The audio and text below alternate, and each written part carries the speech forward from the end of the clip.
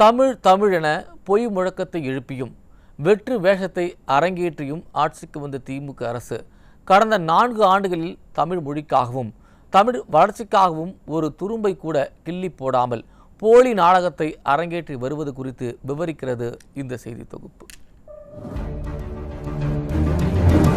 ஆட்சிக்கு வருவதற்கு முன்பு தமிழ் மொழியின் உரிமைக்காக குரல் கொடுப்பதாகவும் ஆட்சிக்கு வந்ததற்கு பின்னர் தமிழ் மொழியின் வளர்ச்சிக்காக பாடுபடுவதாகவும் கூறிக்கொள்ளும் திமுக ஆட்சியில் கடந்த 4 ஆண்டுகளில் தமிழ் வளர்ச்சித்துறைக்கு போதிய அக்கறையும் முக்கியத்துவமும் கொடுக்கவில்லை என்கின்றனர் தமிழ் மொழி ஆர்வலர்கள்.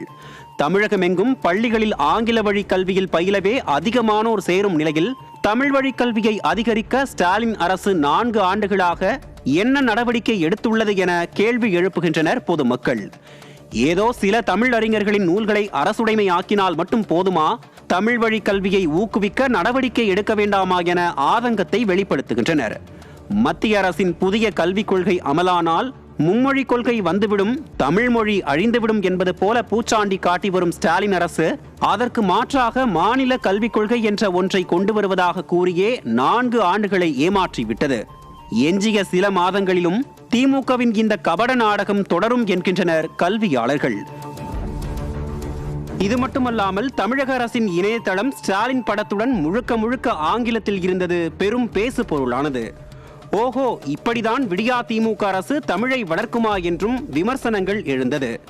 இப்படி திமுக ஆட்சியில் தமிழ் வளர்ச்சி கேள்விக்குறியான நிலையில் கடந்த அதிமுக ஆட்சியிலோ 2020-2021 ஆண்டுக்கான வரவு செலவு திட்ட மதிப்பீடுகளில் தமிழ் வளர்ச்சி துறைக்காக 74 கோடி ரூபாய் நிதி ஒதுக்கீடு செய்யப்பட்டது.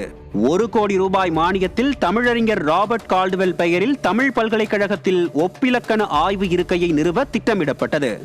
2019 ஆண்டில் சிகாகோ நகரில் நடைபெற்ற 18வது உலக தமிழாராய்ச்சி மாநாடு, பாரிஸ் நகரில் நடைபெற்ற 4வது ஐரோப்பிய தமிழாராய்ச்சி மாநாடு, அண்ணா பல்கலைக்கழகத்தில் நடைபெற்ற தமிழ் இணைய மாநாடு ஆகியவற்றுக்கு தமிழக அரசு நிதி உதவி அளித்துள்ளது.